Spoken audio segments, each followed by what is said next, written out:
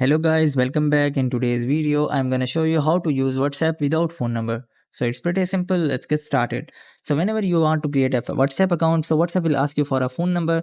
So you cannot create an account without phone number, but you guys can use an external phone number, and that phone number is not for specifically for you, and that was not your personal phone number. And you guys can even create your account with that phone number. So for that, you have to just simply open up any of your browser on your mobile phone.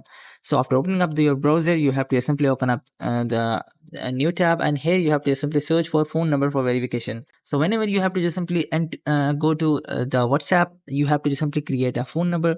WhatsApp will ask you for a phone number, and here you have to just simply go to this. You have to simply search for phone number for verification in the browser.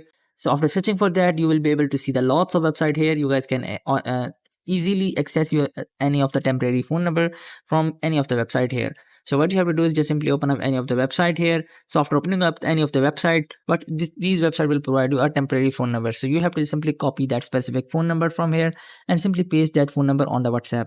So in the WhatsApp, whenever WhatsApp will ask you for an OTP code, you guys can just simply request an OTP from that specific website, and that specific website will provide you an OTP code of that temporary number.